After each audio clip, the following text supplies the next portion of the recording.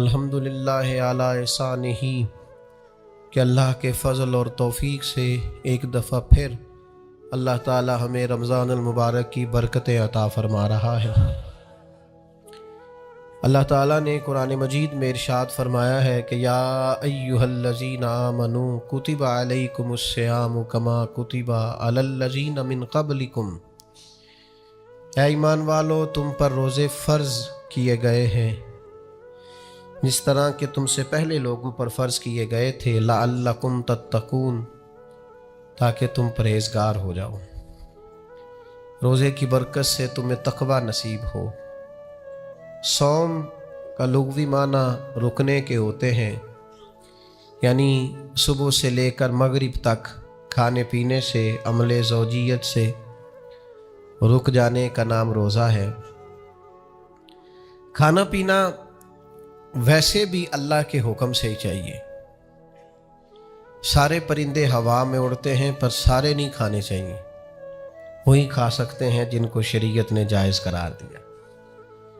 بہت سارے جانور زمین میں چلتے پھرتے ہیں پر سارے کھانا مسلمان کے لیے حلال نہیں ہے، وہی کھا سکتا ہے جو کھانے کی اللہ رسول نے اسے اجازت عطا کی۔ مال، پیسہ، دولت ارد گرد بکھرا ہوا ہے لیکن سارا ہمارا نہیں۔ ہم وہی کھا سکتے ہیں جو ہمارے رب نے ہمارے لیے جائز رکھا ہے اور جو ہمارا حق ہے۔ کھانا پینا پہلے بھی مسلمان کا اللہ کی مرضی سے ہی ہے۔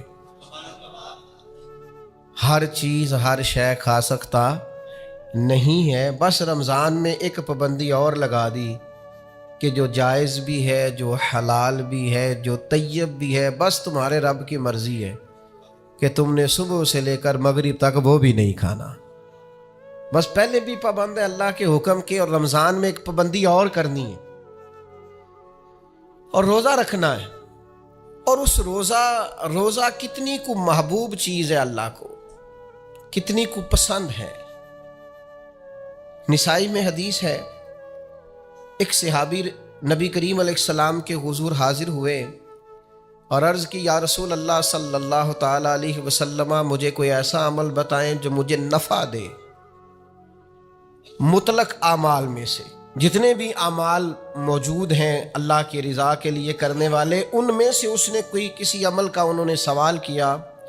عرض گزار ہوئے، یا رسول اللہ صلی اللہ تعالی علیہ وسلم، کوئی عمل بتائیں جو مجھے نفع دے۔ تو اللہ کے حبیب علیہ السلام نے فرمایا، روزہ رکھ، اس کی مثل دوسرا کوئی عمل نہیں ہے۔ روزہ اتنا بڑا عمل ہے، انسان کو نفع دینے والا، مسلمان کو فائدہ پہنچانے والا، کہ اس جیسا دوسرا کوئی عمل یہ حدیث میں حضور علیہ السلام نے بیان کی۔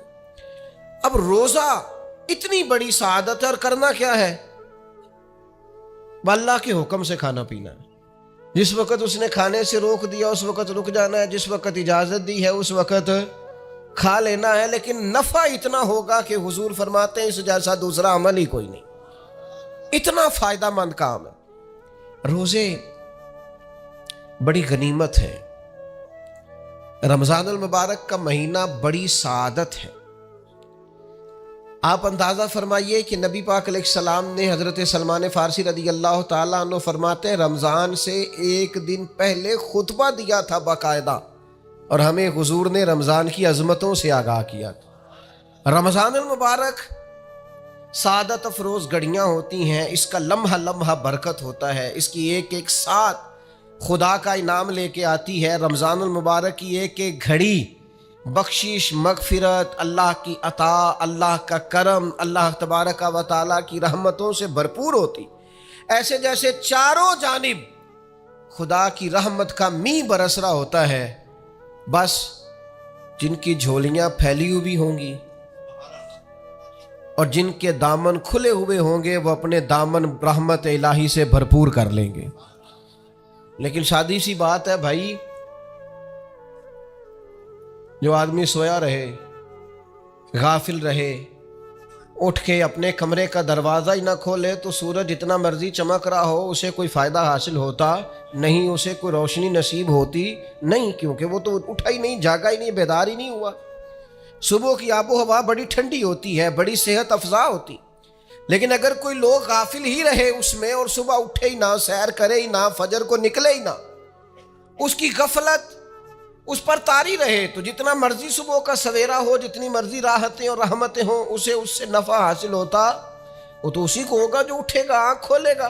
تو اچھی طرح سمجھ لیجئے گا، رمضان المبارک کی سعادتیں اتنی بڑی ہیں، برکتیں اتنی زیادہ ہیں کہ حضور علیہ الصلوۃ والسلام نے فرمایا نفل کا ثواب فرض کے برابر، فرض کا ثواب 70 گنا بڑھا کے دیا جائے گا۔ لیکن اگر کوئی غافل کا غافل ہی رہا، اس بیچارے کا موبائل رمضان میں بھی بند نہیں ہوا، لا یعنی بے مقصد بے معنی چیزیں، لغویات اور عبث چیزوں میں اس نے رمضان بھی گزار دیا، تو سعادتیں تو برس رہی تھیں، سورج تو نور کا چمک رہا تھا، روشنی تو پھیل گئی، سعادت افروز گھڑیاں تو آ چکی تھیں، پر اس نے اپنی آنکھ کو ہی نہیں کھولا، غافل کا غافل رہا۔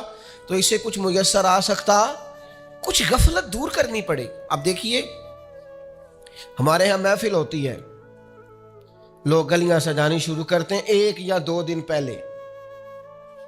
کسی گھر میں شادی ہوتی ہے تو لوگ گھر کا آنگن، صحن، چھت اور سامنے والی دیوار سجانا شروع کرتے ہیں 2-3 دن پہلے، اس سے زیادہ نہیں۔ بڑی خاص بھی کوئی محفل ہو تو 1-8 دن پہلے لائٹنگ لوگ کرتے ہیں کہ پتہ چلے یہاں ذکر رسالت مآب صلی اللہ تعالیٰ علیہ وسلم کیا جائے گا اور یہاں حضور کے تذکار کیے جائیں گے۔ 2-4 دن پہلے اگر کہیں لائٹنگ ہو جائے تو لوگ کہتے ہیں یار کوئی کمال ہی بات ہے کہ اتنے دن پہلے یہاں اتنی روشنیاں نظر آ رہی ہیں، کوئی انفرادی کام ہے، اس پر نظر جاتی ہے۔ آپ ذرا رمضان کی شان تو دیکھیں، حضور فرماتے ہیں سارا سال جنت سجائی جاتی ہے، کس لیے؟ حضور فرماتے ہیں رمضان المبارک کے لیے، سارا سال جنت سجا دی جاتی، اس کو تیار کیا جاتا ہے رمضان کی سعادت افروز گھڑیوں کے لیے، ان مقدس ایام کے لیے جو لے کر رمضان سایہ فگن ہوتا ہے، اس کے لیے پورا سال جنت کو سجایا جاتا ہے، تزئین و آرائش کی جاتی ہے۔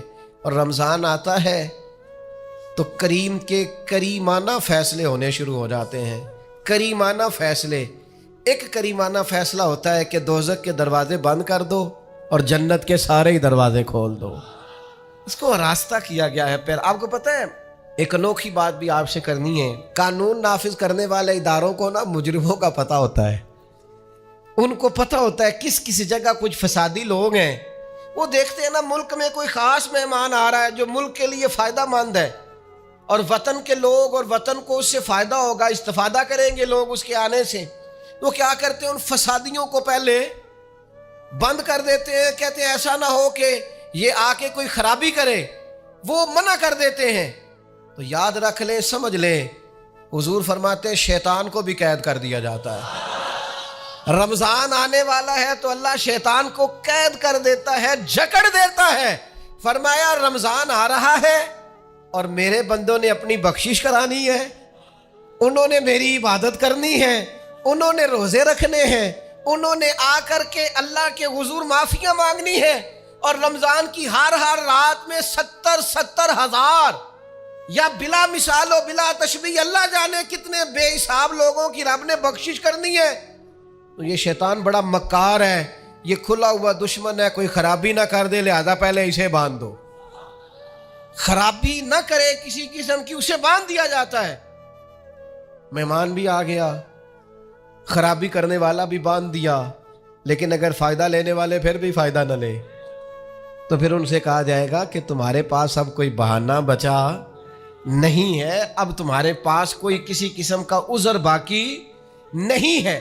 اب تو یہ تھا کہ تمہیں بخشش کرانا چاہیے تھی، استغفار پڑھنا چاہیے تھی، دعائیں کرنا چاہیے تھی، قرآن مجید کی تلاوت کو کثرت سے کرنا چاہیے تھا، لیکن چونکہ اب تم یہ بھی نہیں کہہ سکتے کہ مجھے شیطان نے گمراہ کر دیا، وہ تو باندھ دیا گیا ہے، اب تو فسادی کو ویسے ہی کنٹرول کر دیا گیا ہے۔ اب بھی تم اگر سوئے رہے، اب بھی اگر تم نے غفلت کی، اب بھی چھوٹے موٹے بہانے کر کے تراویحاں چھوڑتے رہے، اب بھی ذرا سی سستیاں کر کے ادھر ادھر نکلتے رہے، اس کا مطلب یہ ہے کہ پھر تم استفادہ کر سکے تم نے سستی کا مظاہرہ کیا، تم نے جان، اور اب دیکھیں جب اتنے بندوبست کیے تمہارے لیے، ثواب بھی بڑھا دیا، اجر بھی بڑھا دیا، تمہارے لیے جو فساد پیدا کرنے والا شیطان تھا وہ بھی قید، لیکن اگر تم پھر بھی عمل نہ کرو، پھر بھی مسجد نہ آؤ، تو پھر حدیث پاک سن لیں۔ اس طرز کی شاید یہ منفرد حدیث ہے کتب احادیث، اور تقریباً تمام کتب احادیث میں موجود ہے۔ حضور علیہ الصلوۃ والسلام نے نا صحابہ سے فرمایا سارے مسجد میں جمع ہو جاؤ میرے ممبر کے پاس۔ لوگ جمع ہو گئے، اللہ کے حبیب علیہ السلام نے ایک قدم ممبر کی سیڑھی پہ رکھا، فرمایا آمین،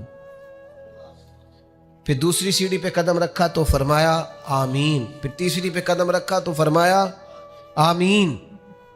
تو صحابہ کو بڑا تجسس ہوا، انہوں نے بعد میں عرض کی یا رسول اللہ صلی اللہ تعالی علیہ وسلم کرم فرمائے، بندہ نوازی کریں، ہماری رعایت کر دیں، یہ کیا معاملہ تھا؟ تو حضور فرمانے لگے میرے پاس حضرت جبریل امین حاضر ہوئے، یہ رحمت للعالمین نبی کی بات سنا رہا ہوں۔ حضور کریم ہے، کریم فرماتے ہیں کہ حضرت جبریل آئے اور میں نے ابھی ممبر کی پہلی سیڑھی پر قدم رکھا تھا تو انہوں نے عرض کی یا رسول اللہ صلی اللہ تعالی علیہ وسلم ہلاک ہو جائے وہ شخص جو آپ کا نام سنے اور آپ پر درود و سلام نہ پڑھے۔ تو میں نے کہا آمین۔ پھر حضرت جبریل عرض گزار ہوئے یا رسول اللہ صلی اللہ تعالی علیہ وسلم وہ ہلاک ہو جائے جس نے بڑھاپے میں والدین کو پایا اور ان کی خدمت کر کے بخشش نہ حاصل کر سکا۔ میں نے کہا آمین، اور کریم فرمانے لگے پھر حضرت جبریل نے عرض کی یا رسول اللہ ہلاک ہو جائے وہ شخص جس کو زندگی میں رمضان ملا، جس کو اس ماہ نور و سرور شہر رمضان الذی انزل فیہ القرآن، رمضان کا وہ مہینہ جس میں ہم نے قرآن نازل کیا، جس کو ماہ مبارک، ماہ نور و سرور، ماہ طیب، ماہ مبارک رمضان ملا، پھر وہ اپنی بخشش نہ کرا سکا، وہ ہلاک ہو جائے۔ تو حضور فرماتے میں نے بھی کہا آمین، اللہ تعالی ہم سب کو محفوظ فرمائے۔